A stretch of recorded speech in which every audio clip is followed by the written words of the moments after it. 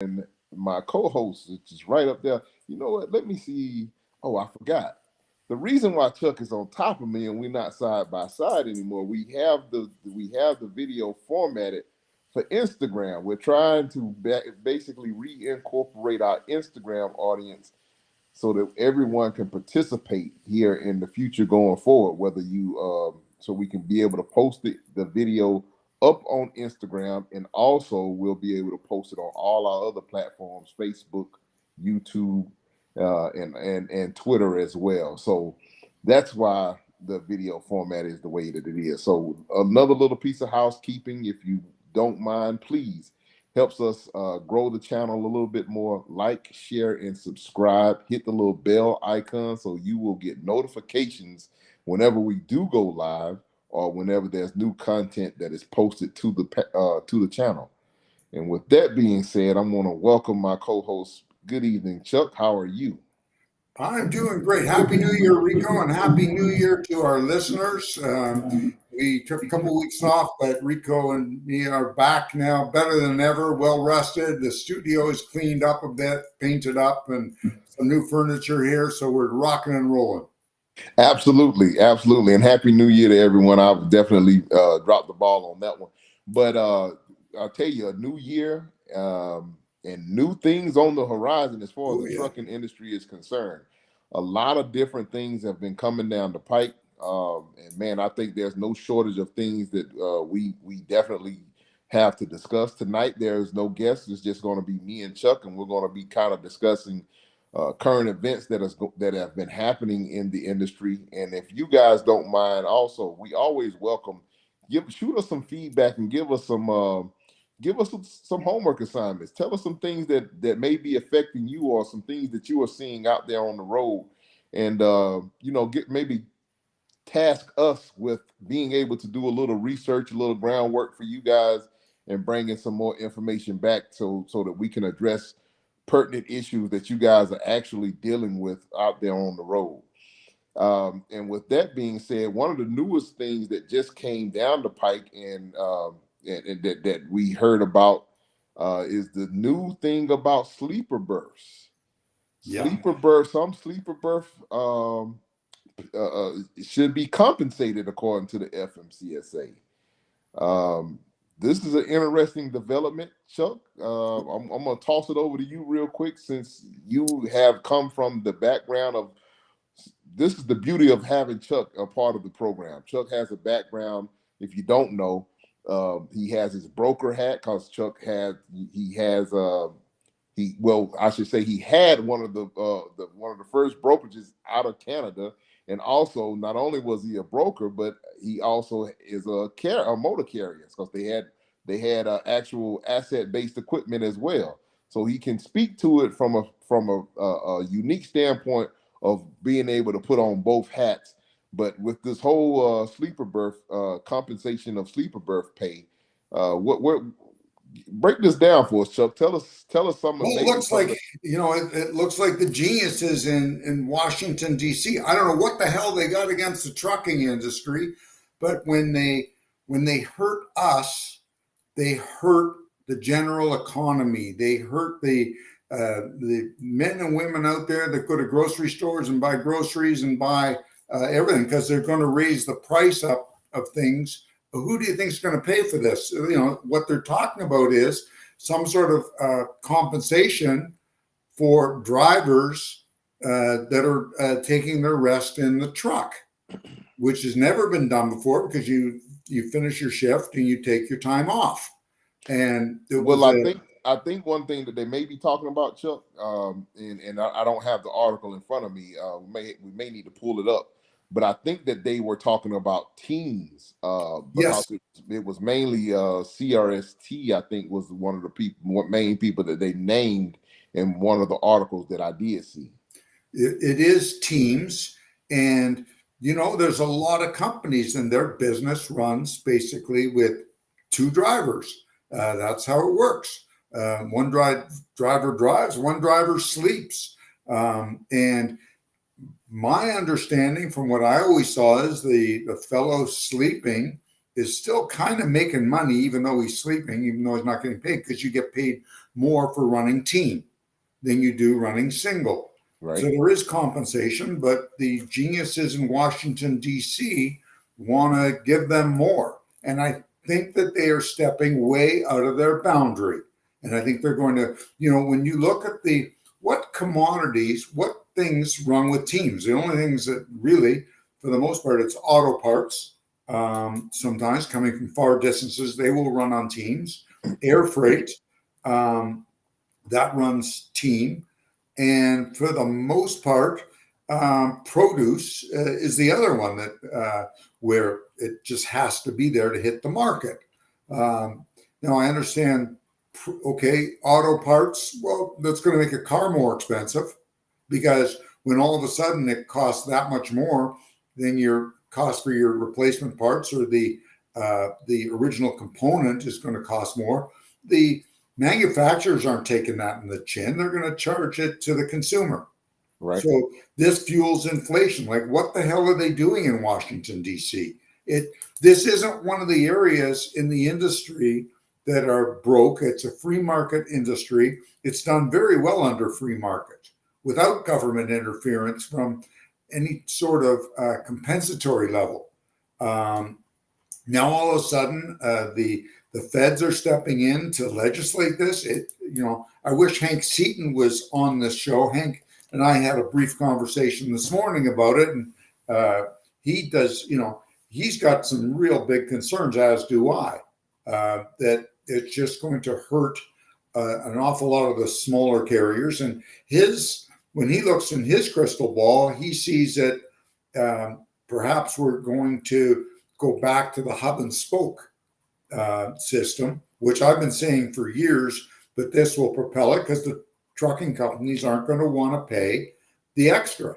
So you'll just run your 400 or 500 miles, get out of your truck, and and get your rest. I don't know how this is going to work. I think you'll probably run 250 or 300 miles and then take a truck back to terminal.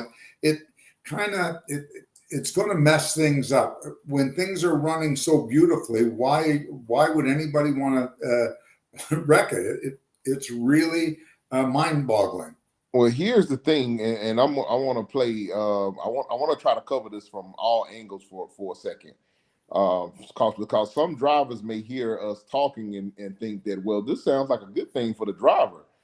However, the thing that I think that may be getting lost here is that, yeah, it may benefit the driver to get a little bit of extra pay for sleeper berth compensation, but they're continuing to drive these type of costs onto businesses. And like you say, that now the especially right now, especially in the market that we're in right now, where it's all competitive, it's uber competitive right now as far as being able to get rates where you need them to be, so on and so forth. And so with this extra cost thrown in, with not only with this cost, but the cost of everything else steadily increasing, like you said, it's going to really cause a huge problem with inflation, because you have to pass this on. And it's already it's trucking companies are already operating on razor thin margins as it is,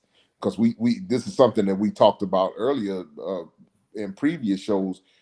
For the most part, we're still running for the same rates that was out here 20, 30 years ago.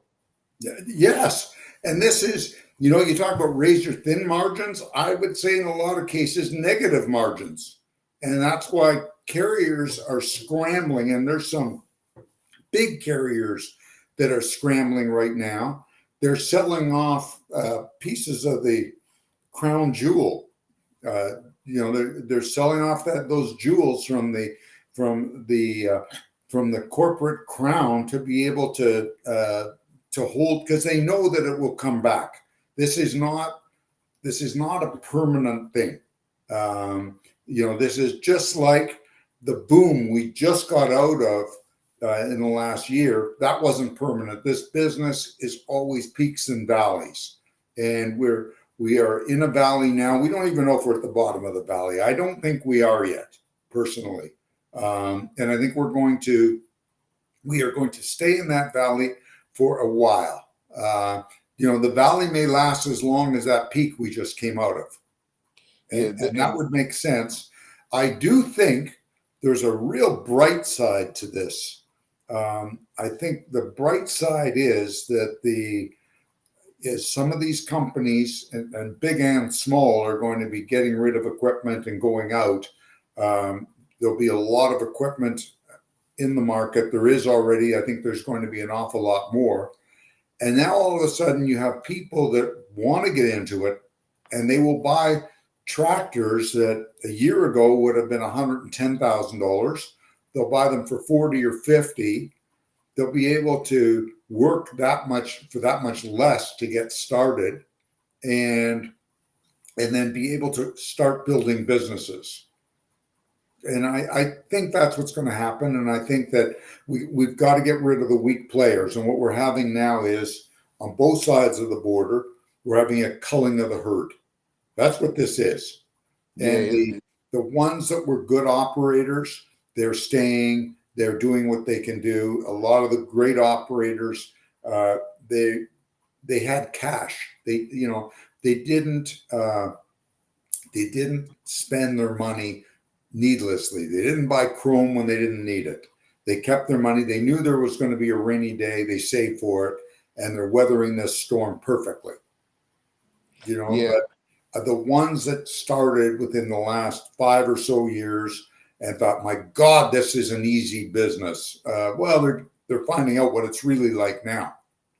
Right. And not only is this one of the things that's coming down out of the FMCSA, but they also considering trying to make a ruling on whether or not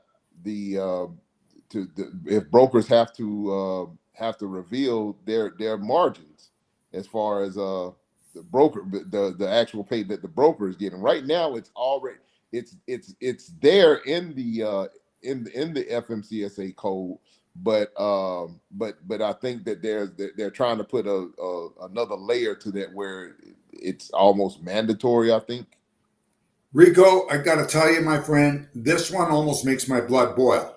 Okay, because this is not, and our good friend Hank Seaton, in conversations on this show and private conversations, has said to me a few times, well, you buy a house and the agent is getting 5%. Yes, I know the agent's getting 5% when I buy a house, but this is not like real estate. There is a lot more components to moving freight through a brokerage than there is a real estate office. I have relatives in the real estate business. I have good friends.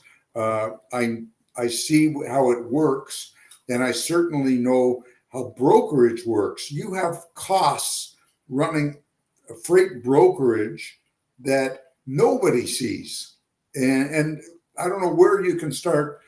You may be making 13%. You may make 10%. You may lose 13%, because that happens too. I'd like to explain to the audience how this works. A lot of times, a brokerage, in order to work with a large customer, especially on produce, but even on non-produce items, they have to give them a flat rate guaranteed for a year. Here, we will give you 5,000 loads. We'll give you a 12-month contract. Maybe it's a 24-month contract. You're getting 5,000 loads a year, and you're going from New York to Los Angeles. This is the rate. I don't want to hear another thing. That is the rate.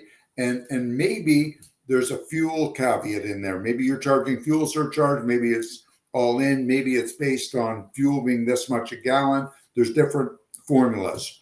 But there are times when there are no trucks available, right, because of one thing or another. That doesn't matter. If there are no trucks available in New York that day or that week because the highway blew up or a multitude of other things, there's just no trucks to service that, you still have to cover that. Because if you don't, then you've broken the contract, and there's usually some sort of financial penalty. So a lot of times on these big contracts, you're losing money. Yeah, you're making, when things are real good, as long as you're making 24%. And when things are bad, you're losing 24%. And I've watched us just spend an entire day basically peeling off $100 bills to subsidize customers' freight. Then you've got the costs of salespeople. People don't have a clue what it takes to build and maintain a sales team for a brokerage. That's what a brokerage is. It's a sales team with this great support. And you've got to pay these salespeople. These are the best in the business. These people are like your top tier athletes. They don't work for peanuts. These are the best in the business. And they get paid accordingly. They make a lot of money. That's another thing. Then you've got all these other people. You've got the payables people. You've got the receivables people. You've got the safety people, compliance people, even for a brokerage, okay? Because you've got to have some sort of compliance. And you add all these things up. And then you've got on top of that, if you're running a brokerage of any size at all, I'm talking about even a small one that's doing $10 million a year, which is not big in the brokerage business, you've got to invest in technology. And the bigger you are, the more you have to invest in that technology. So it just burns me when I hear that you need to show your commission, because it's, as far as I'm concerned, whether you're making 12% or you're losing 20%, it's nobody's business. If you agree to take that load, and believe me, I'm going to put my carrier hat on for a second. And if Rico gives me a load from point A to point B and it pays $1,200, I really don't care if Rico's getting $8,000. I really don't care. I agreed to take it for $1,200. And that's how, I think the people that complain about this the most are the people that understand it the least. Those are the people that have just gotten into this and own a $15,000 truck and are complaining about brokers. Try running trucks today without them. Next to impossible, unless you're doing some, working for a quarry, or you've got a contract running from point A to point B. But try getting from point B back to point A without that broker. It's impossible. I had a friend of mine called me today who runs a fleet of probably 70, 80 trucks, mostly local, but he got into running into from Toronto to Montreal and back for a large retailer. And the retailer is so big that they could keep them balanced both ways, because they have not raw materials, but they have materials that come off the piers in Montreal, and as well as they have returns back to the DC here. And he's been doing that ever since COVID and built one heck of a good business, probably 20 or 30 trucks just dedicated to that. Well, that customers basically cut him off through no fault of his own, because that customer is slow and they're dealing with the carriers that they have a longer relationship with. And they're giving them his business that he got. And I said to him, same thing. You need to go out and you need to find brokers that are going to replace them, because he can't do it. He said himself, I can't go out and start selling freight. That's not what we're set up. We're set up to truck. It's a different thing. And he said, and he was smart enough to say, I'm going to go and ask for Montreal freight, and they're going to offer me freight to Cleveland. And I don't go to Cleveland. Right. I never send trucks into the US, and that's the difficulty he's got. So, it's a challenge. And I think everybody needs to work with brokers. It's, it's the way it is. You can try, we've talked about it 100 times on this show. You can talk about getting direct customers, but it's very, very difficult. Yeah, you can't get them. If it was easy, everybody would do it, and it definitely is an option out there to definitely you want to be trying to pursue. Getting some of your own direct customers, I think, 100% a value aspect of it. But you can get them, but are you going to keep them? That's the one thing. And Um, here's the thing about it, like you were saying, because for the most part, well, a lot of times people fail to. I don't want to say fail to realize, but a lot of times they don't really account for when they want to take that 7 days off, that 1 week family vacation, or if God forbid, I personally went through this earlier this week and last week. If there's a death in the family, if you have a death in the family and you got, you need to take time off for loved ones or anything that may arise, is okay. If you have that contract with a customer, what are you going to do to make sure because that's something that's on your end. That's not something that affects them and their business, and you still are responsible for, if you have that contract, you still are going to be responsible for being able to show up and being able to service that customer. And if you don't have the ability to do that, whether it be you starting your own brokerage or you having your own having other employees that are running freight, running the truck for you while you take that time off, but it's still going to require you to actually be there to hold the hand of it. If you're not dealing with a broker, if it's brokered freight, for the most part, you let them know that you got something came up, and okay, we'll get it covered, and then when you come back, you kind of pick back up where you left off. So that's a nuance that I don't think everybody takes into account, the value of having relationships with brokers. The other thing I don't think that having a relationship with the broker would be viewed so badly, is if people took the time to sit down and actually break down and understand what their numbers are.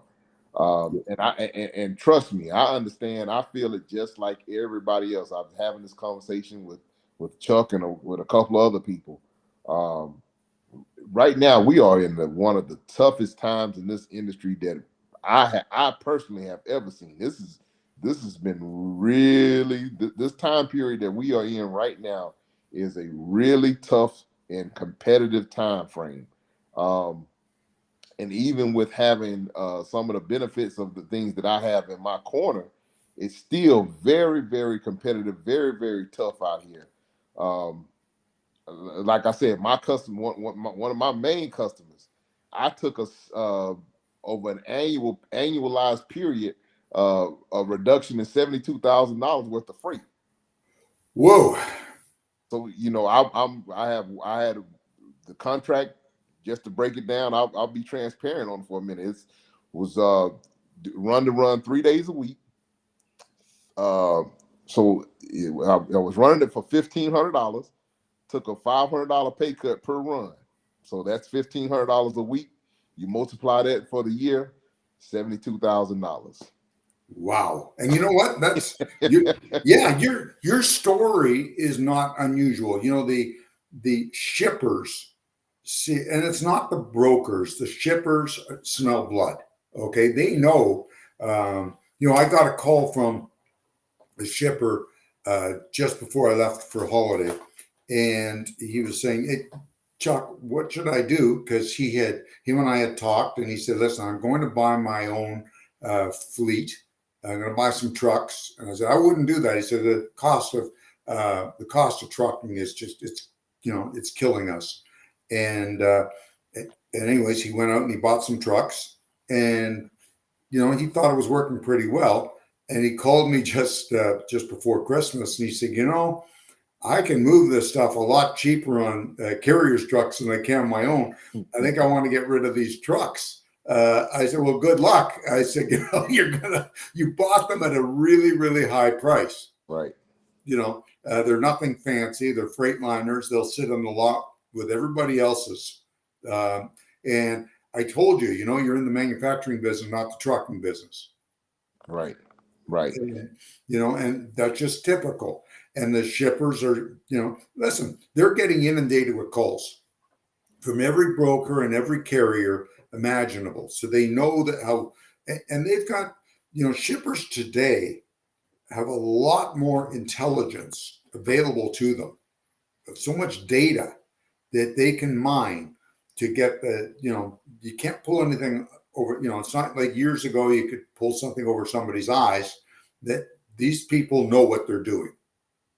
Right, right, and it just, like I say, it boils down to definitely you got to try to do your best on your end to manage your costs, sharpen your pencil, and get your costs down as best you possibly can. And on the other end of that, you have to understand and realize and know intimately your numbers, your operating costs, your fixed costs, and your variable costs, and try to get that thing down as tight as you possibly can. And you got to run a tight ship right now. Yes. There is very little to no wiggle room at this point in time. I mean, it's that crucial and that critical right now. But I think that if you can survive if you can hang in there and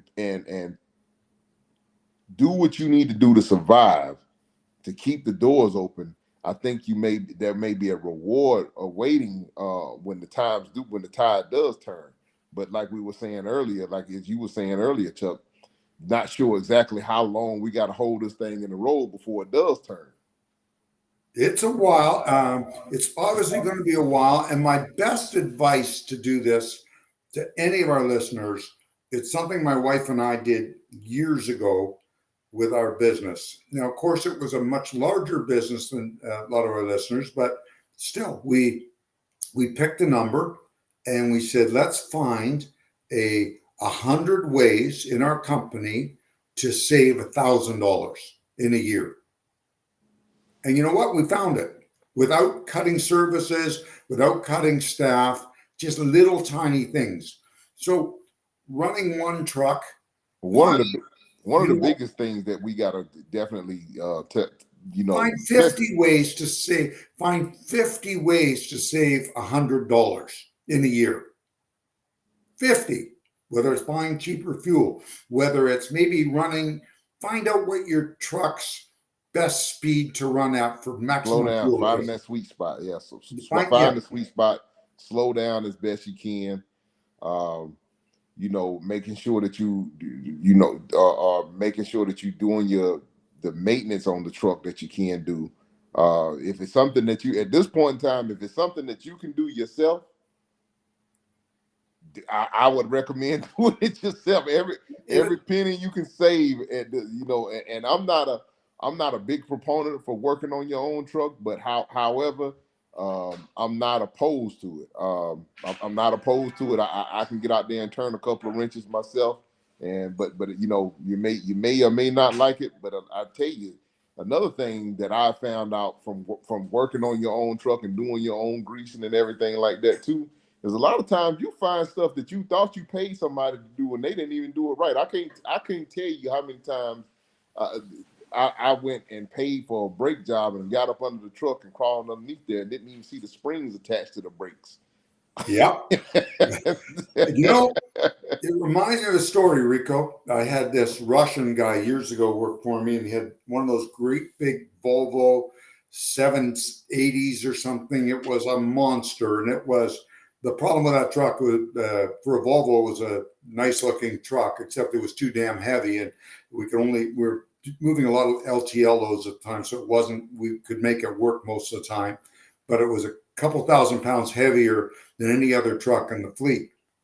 And he took it to the place where he bought it, the Volvo dealer, and for an oil change and lube.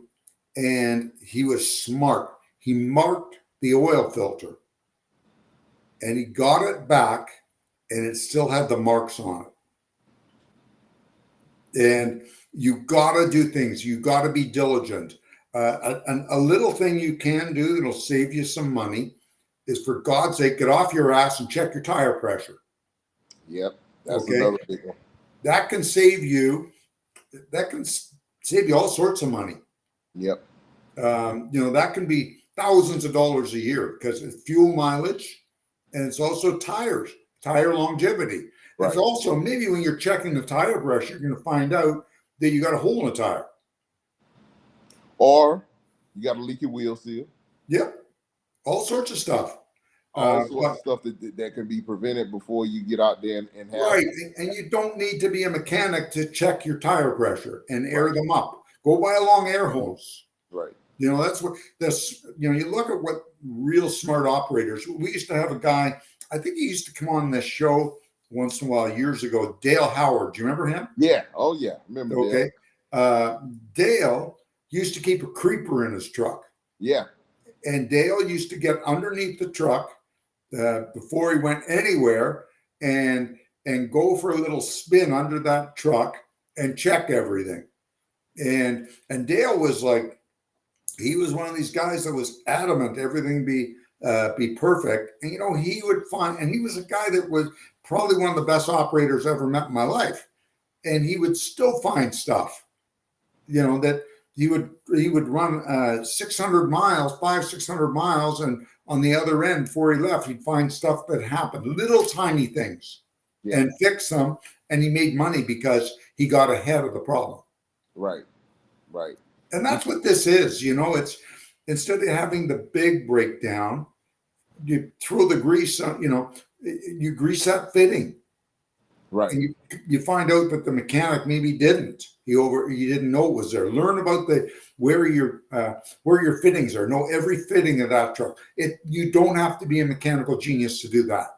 Right. Become intimately involved. You know, it just takes a little bit of time. And the other thing is, hey, we live in the age of technology. You got YouTube University. So anything that you may or may not understand or know how to do, there's a wealth of knowledge that just got to get out there and search for it. Available on YouTube. Somebody has probably recorded and have a couple of videos sitting up on YouTube showing you exactly where all the fittings are, where all the things that you need to be mindful of when you crawl them underneath the truck, and all that type of stuff that you will be able to, for someone that is a layman or had never done it or is a little bit intimidated by it. It's not that difficult. It just may take you a little bit of time. 100%. You know, years ago we had a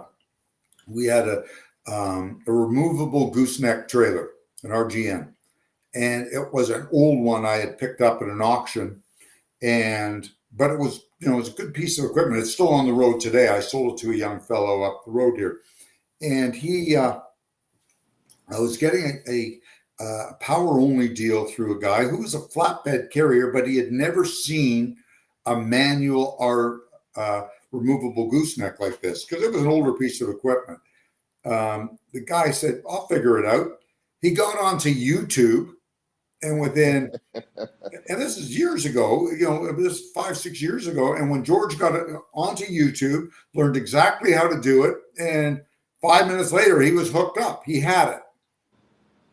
Yeah, you will be surprised about the amount of information that is available on YouTube, and it definitely blew me away. Yeah. As a matter of fact, I've got to get on YouTube for my car.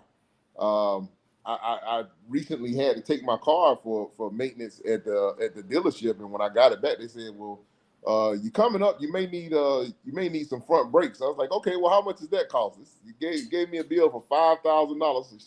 We gonna find a way to put the brakes on.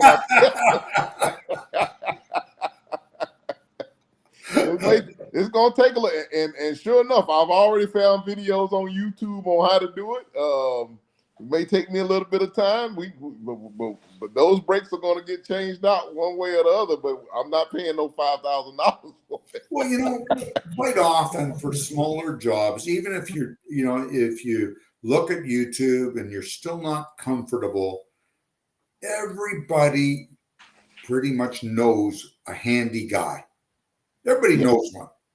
So you pay the hand, instead of going to the dealership to get the alternator put in, go find your handy guy up the road and bring him over, give him 25 or 50 bucks to help you put the alternator on. Watch how he does it. You'll learn, because not everybody can learn from a video. True. Okay. True. So we all have different ways of learning. I'm very lucky that way. I'm not mechanical. I don't profess to be. Put me at the side of the road with a pair of vice grips. I amaze myself. Don't ask me how I got the truck going, because I couldn't tell you. And that's a true story. It's happened a number of times. Put me in a shop with a full set of snap-on tools, and I got to tell you, it's a day's project to change the batteries. Full day, morning to night, with a lot of stories and a lot of cursing. And that's in the full shop. Side of the road, not a problem. But we all learn different. So Chuck, I've seen this other situation, something that, and I'm not sure it would probably. This is probably something best, maybe to talk to Hank about, or maybe even talk to. We hadn't had them on the show in a little while. We might need to reach back out to them too. Our good friends with the insurance. Oh, Tommy Rook. Tommy, because they're talking about, and this is something that I've been seeing a lot on Instagram, different stories on Instagram, but predatory trucking practice, towing practices with trucks. Horrible. So I seen a story where a gentleman had a truck towed, and it ended up being a $16,000 bill for a 4 mile tow. Yep. And they were saying that because the law enforcement called the towing company, that they could charge whatever they wanted to charge. There was no rate that was that they had to be obliged by. And I found that absolutely, and I think that we talking about all the different expenses and the things that we face in the industry right now, and with this being, it feels like for the little guy, for if you don't have it feels like you in almost like a one-legged man in an ass kicking contest. You don't have a chance to to fight off all of the things that are coming at you. You know what? I think anybody that's operated trucks long enough has been a victim at least once of these predatory towing practices that run. And maybe one of our listeners will correct me, but I think for the most part are more predominant in the U.S. than Canada. They seem to be a little bit more honest up here, and there are a lot of very honest tow operators in the U.S. I'm not saying this behavior is throughout the tow industry, but it's certainly out there. I remember the last time I saw it, we had a truck on the Ambassador Bridge from Windsor, Ontario to Detroit, Michigan, break down right in the middle of the bridge. I guess it was on the U.S. side, but we were going into the U.S., and there was only one company that was allowed to pick us up, and it was a 4 mile trip, and these guys were just smooth as silk. And they came, picked us up. They took us, it may have been even the 4 miles to their, they had a really good compound apparently set up in Detroit. It was very safe, and took our truck there, and trailer and driver. And I think the bill was $5,000. So, and you can't, they were the only people allowed to tow off the Ambassador Bridge. Wow. So yes, that does exist, and I've read horror stories of $40,000 and $50,000 tow bills and all sorts of shenanigans going on, and on top of that, being charged $100 a day storage just for a tractor, just the power unit, $100 a day, and I'm not talking about in Manhattan. I'm talking about in Split Lip, Wyoming or something, in the middle of nowhere. They're charging that. And the thing about it is here you are, someone, I hate to hear it for the little guy, because I think that the guy that this happened to was a little guy, and he may end up losing his truck behind it, because if you don't pay the bill, then of course they have the right. One of the recourses that they have is they can get the title to your equipment. Yep. So that's definitely, we're talking about Washington D.C., but stuff like this is stuff that needs to be regulated. I mean, if you want my opinion about it, that type of stuff right there, where you get people doing where there's not. I understand that there should be, being able to charge a reasonable rate, but we're talking about, $16,000 for a 4 mile tow. That is absolutely outrageous, and I don't know. I mean, hell, I don't know anybody that a small guy that can survive something like that. They do pick on You got to remember, if we're talking companies of any size, if they send, somebody like Werner or Swift or Hunt, any of these guys, a $16,000 tow bill for 4 miles for nothing, you can be sure there will be a New York lawyer at their doorstep, that's going to question that. But some little guy, these guys are sharks, the ones that do this. And I've been, years ago when I was a kid with my first truck in just outside of Albany, New York, in Troy, New York, I fell victim to it. You're at the side of the New York Thruway, you got a broken down truck, and you're at somebody's mercy, and you just, what do?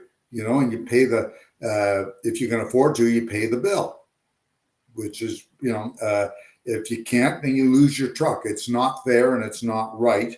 And you're right, there should be some sort of legislation, but it's another reason for our listeners to take care of maintenance, okay? Because the more you maintain your truck, and I realize in these times, it's very easy to let things go. Yeah. Okay. And we have a habit in the industry of saying, wow, I don't have any money. I just can't change the oil right now. I got to extend it. Or I just can't buy new tires right now. I just don't have the money. Well, if you don't have the money to buy new tires and you've got bad tires, you shouldn't be on the road. That's a telltale sign that as bad as you want to hold it on, you can't do it because you can't operate without good tires. Right. Your life depends on your family's provider. Maybe you shouldn't be in this business. Well, not only your life, but the motoring public at large as well. Well, of course. Other people's life. Of course, we're all in this together. But you do see that, whenever I'm looking at trucks, years ago when we used to buy repos and wrecks years ago when I was building our fleet. And, the best trucks I ever bought in my life were wrecked trucks that were rebuilt at a place in Ontario here called Paling, who has been bought out. And we would buy repossessed trucks. Every time we bought a repossessed truck, chances are that they had skimped on maintenance. And we got into a habit. As soon as we got a repossessed truck, we brought it to our shop. And we would actually change the oil twice just to make sure that everything was good. And a lot of times tires were bad. Yeah. And when the tires were bad, we had to check other components. If there was front tires, make sure we didn't have, wear somewhere in the front end because of it. Yeah. And because of situations like that with the towing practices and stuff, for people that may be out there, that may or may not be, you can benefit. You may be able to benefit from it because that might be a good place to go and look to see about buying a truck. From different mechanics and stuff like that. That unfortunately people may have fell on hard times and they may have lost their truck already. But that may be a avenue to pursue to go get some equipment at a decent price. Yeah. There's a bunch of trucks that are available or were available or becoming available from the former YRC Yellow. Yep. Some of them are, I'm sure they ran some sleeper trucks. I know they used to. I think I think they may have gotten out of reefers altogether. I think they mostly had day cabs because a lot of the runs that they had, even though they had drivers that would have to take breaks, they was putting guys up in hotels for the most part. Right. So they only ran from what I remember, because I used to run way back in the day. I used to run casual for roadway. So, right. And I did a run. I used to do a run out of Greenville, South Carolina, up to Baltimore, Maryland. And we get up to Baltimore and they put us off in a hotel and everything up there in Baltimore. Well, you know what? When it was run under roadway, and they had the blue and orange trucks, they were like the best. Yeah. And Yellow was a good carrier too, but when you married them, something happened. Too big to fail, and Yeah, I unfortunately. guess they proved that wrong, that saying incorrectly, because Yeah, and I think that that may have had been a part of their demise. They were thinking that we're too big. They're not going to let us fail. And I think yeah. that you know, they hit the perfect storm, and as they say, as the old saying goes, we can show you better than we can tell you. You know, if I was an American, I'd be a little upset at the 700 and some odd $1 million of my tax money that bailed them out at one point. You know, it's not where I want, certainly not where I want my tax dollars going. Absolutely. So Chuck, I'm looking before we getting close on time. Anything else that we want to touch on before we get out of here for the evening? Well, really, I just want to I want to have a show one of these nights on parking, because the parking situation still is Terrible. we're still hurting for parking spots, and it seems to be one of the number one complaints in the industry. Terrible. Absolutely terrible. And I tell you, that might be, you know, well, I don't want to say that one out loud because I got something in my mind that I'm thinking about pulling off myself when it comes to that situation. So I might keep that one tucked underneath my hat, as they say. Okay, well, you know what, go ahead. But yeah, it's still deplorable and something we do need to discuss on the air one of these days and bring in a couple of experts. And I know people are trying through private enterprise different things, but there seems to be more trucks needing places to park than there are places to park them. Yeah, that's absolutely. And speaking of the predatory towing practices, and that's a huge problem down here in this neck of the woods. I don't know if you've heard it much about it or not, but especially, you know, people used to be always accustomed to, hey, I can go, if I can't find parking, I can go park at Walmart. Well, down here in these neck of the woods, buddy, you know, Walmart is one of the last places that you want to go to. And like I say, down here in these neck of woods, you got two different things that you got to be careful of. You got to be mindful of. They're booting and they're booting trucks at WalMarts, whether with a boot on the actual truck or they have the new device now where they put over your windshield. That's one thing, but you have unlawful companies that are doing this down here in this neck of the woods, that are people that have just, I guess you can go buy these boots on the internet anywhere, and you got people that are riding around that are just putting boots on people's vehicles that are not authorized, that are not contracted to the particular parking lot, and charging, doing the same thing as we were talking about with the predatory trucking practices, and Yeah. charging truckers astronomical fees to remove the boots off of the trucks. Doesn't it say, okay, so, this brings it right back, Rico. Um, Walmart used to be very truck friendly. Right. Okay. And because of the behavior of some drivers leaving bottles of urine in the parking lot and defecating in the parking lot, That's what I was gonna say. That one too. Not the they full don't want Monty. them in there. But the bigger problem is we don't have autonomous trucks, and I don't think we'll have them for decades to come. So you have human beings in them that have needs. They've closed down so many of the little mom and pop truck stops that we used to have, in places you could park and drive or go in the middle of the night and use. Even if the truck stop was closed, the bathrooms were open. Right. Even if the restaurant was closed, there's no place for the poor driver to relieve himself or herself. They're humans. That's what they do. Okay, so that's what the problem is. It's Walmart shouldn't be. They shouldn't be victimized for it. But people need a place to park, and they need a place to do their business. That's where it comes from, man. And we haven't provided this for our people. And think back to 4 years ago. All of a sudden, for a very short period of time, truckers were the unsung heroes. Hell of Right. a way to treat your hero.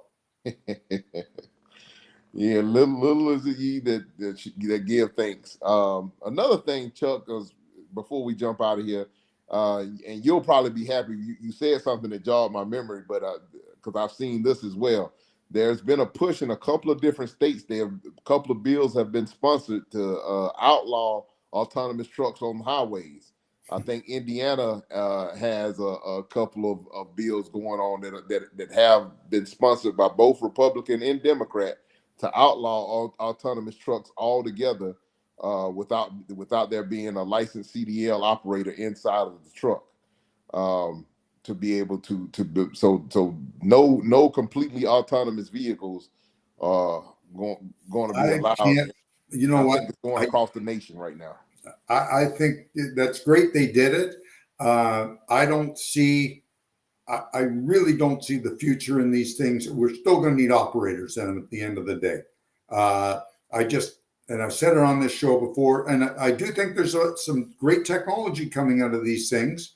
And I may poo-poo the battery operated truck, but it is in its infancy. Okay. Right. It will, there's no two doubts about it that this thing is going to come alive. I will guarantee that. Okay. There's some guys, and I've tried to get them on the show in British Columbia. I don't know enough about the technology to say anything about it. It's called Edison. Have you seen them? No, I don't think I've. I don't think that Edison. rings a bell. Edison Motors. So it's a couple of guys. One of them's name is Chase Barber. And when these guys got out of university, they went trucking, and they're really mechanical. And they bought an old, I think it was an old Kenworth log truck. And Yeah, the logging guys, right? yes. Yeah, okay, I do remember hearing something about them. So they built and I would say it on the air. I would invest in this company because I think these guys have figured it out.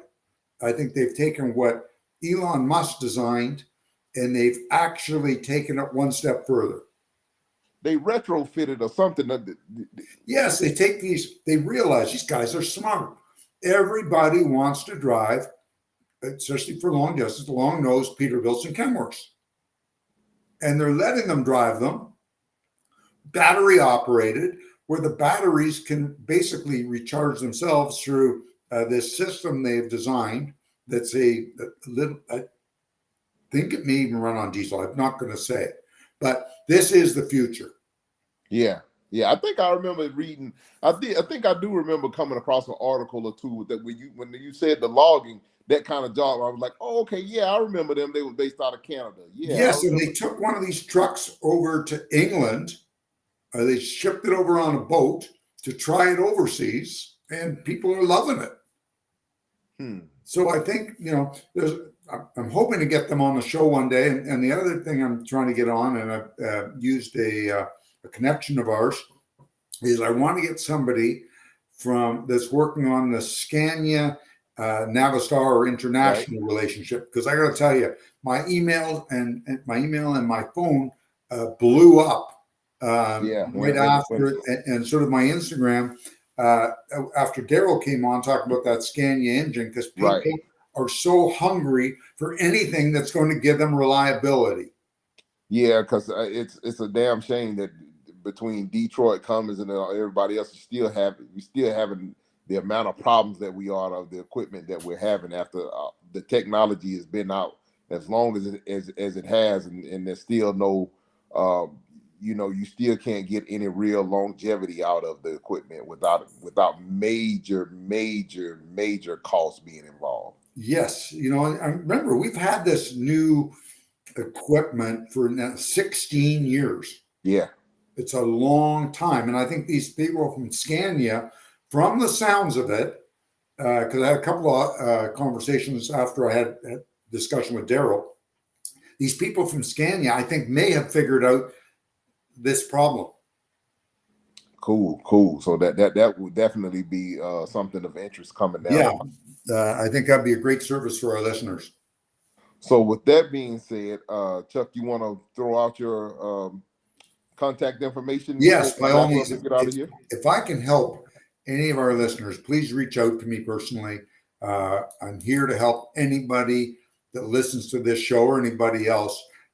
It's very easy. It's Chuck Snow 280 at outlook.com. That's Chuck Snow 280 at outlook.com. Put your phone number on the email. I will get back to you right away as soon as I can. and help you any way I can. And with that, Rico, I'll let you back her in a hole for another week. Well, ladies and gentlemen, we always appreciate your time and attention. You don't have to watch, you don't have to join us, but if you do, we are always grateful for you doing so. You could have been anywhere else in the world, but you took a little time to hang out with us, and we're always grateful for you doing that. If you would, please like, share, and subscribe. Tell a friend to tell a friend about the show. Helps us grow the channel. Make sure you hit the bell icon. That'll give you notifications whenever new content is uploaded or loaded on any of our channels. And with that being said, we want you guys to remember this is we're doing the show a little bit early, but there's a winter storm coming through.